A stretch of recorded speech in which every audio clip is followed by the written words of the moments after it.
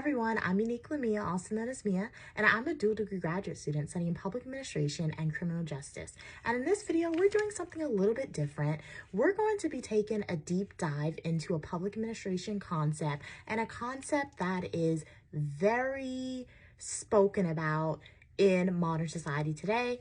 That concept is known as tariffs. Before we get into this video, I want to put in a quick disclaimer. This video is not categorized as political content. It is categorized as educational content. My goal is to inform you about what a tariff is and what is currently happening in the United States regarding tariffs, since it is a big topic in society right now. Also, another disclaimer, since this is a big topic in society right now, a lot of news articles and a lot of information is constantly being released. So all the information that I'm telling you has been released by news articles and official websites as of April 16th. So that's another disclaimer I just have to put in there. So according to the Tax Foundation, tariffs are taxes imposed by one country on goods imported from another country, and tariffs are trade barriers that raise prices, reduce the availability of goods and services for U.S. businesses and consumers, and create an economic burden to foreign exporters. So historically, tariffs have been used as a tool of economic policy. And one of the earliest examples of this is the Tariff Trade Act of 1789, which had two main purposes: to promote trade and to raise revenue for the federal government. An easy and digestible way to think about tariffs in the context of the United States history is to look at the Boston Tea Party. So during the time, ships, they would arrive from England and other European countries carrying tea. And before the tea could be unloaded into America, a tax had to be paid by the colonists. And once the tax was paid, the tea was released into which was then known as colonial America. However, by the early 1900s, income taxes became much more popular in the United States, and collecting income taxes provided to be a more stable and accessible way for the federal government to raise money. Interesting fact for you guys, currently in modern society, federal income tax, it makes up a large percentage of the federal revenue that is acquired by the federal government in America. So as a result of the federal income tax, these became a much more significant source of government funding than tariffs, which faded into the background for a while.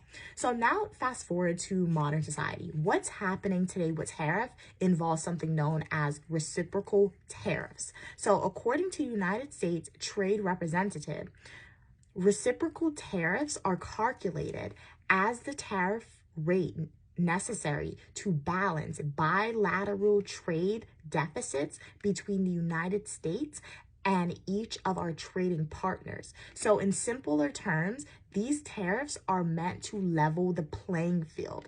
The idea is that to ensure that the United States isn't paying more to import products into other countries than those countries are paying to export goods into the United States. So this applies to trading partners like China, Mexico, India, and other countries.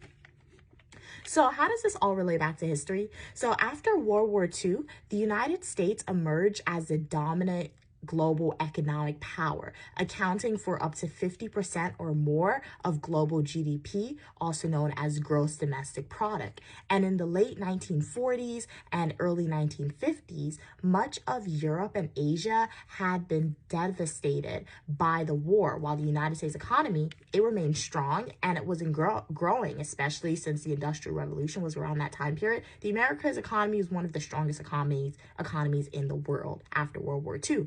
So the United States, they wanted to build a global economy up of other countries. So how did they do this?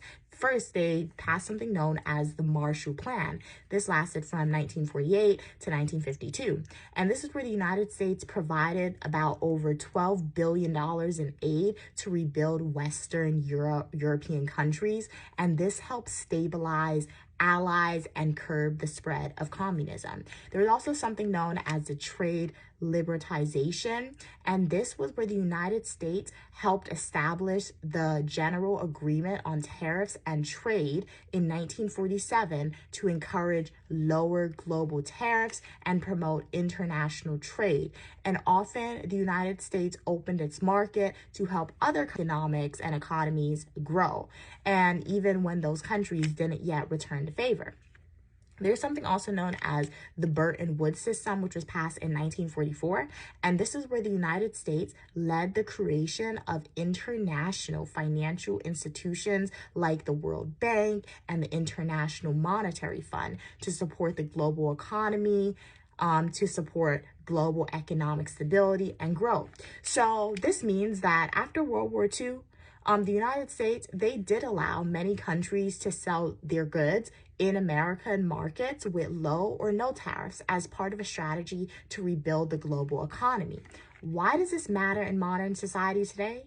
In modern society today, in today's global economy, many of the countries that benefited from low or no tariffs in the United States have now rebuilt and grown significantly. In fact, some of these countries are even stronger than the US dollar in terms of their currencies and money. So as a result, the United States is now reevaluating its old trade agreements and introducing new tariffs on the goods that were once tariff-free. So this has led something known to retaliatory tariffs.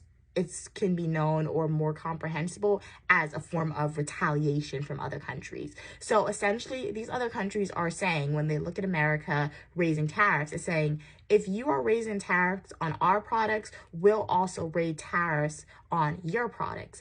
And this trade tension that's happening in the world, it helps explain why everyday items such as eggs, electronics, clothing, and more items have become significantly more expensive for American consumers today. If tariffs remain, if they continue to be raised in America, it's going to negatively affect the American people for a while because the items are going to cost more. And a term or a concept that I've learned in public administration, income raises slower than inflation. So you're going to feel it more if tariffs continue to raise. Items are going to cost more, i.e. eggs. So based on the research and studies as a graduate student, the ultimate goal of tariffs, if they remain, is that the American country will retain more income from taxes placed on these items that are being exported into the United States. So it could benefit the American people in the long run, because if tariffs remain and these foreign nations continue to export items into our country with an increased tax burden, more money's coming in to the federal government. And if the federal government uses that money wisely, it can benefit the American people in the long run. So I do hope that you enjoyed this discussion. I just wanted to go over a brief history of tariffs in the United States, how it related to global advancement, global expansion, and connected to some modern day concepts. Make sure to follow along for more public administration and criminal justice videos, and I'll see you in the next video. Have a great day, guys.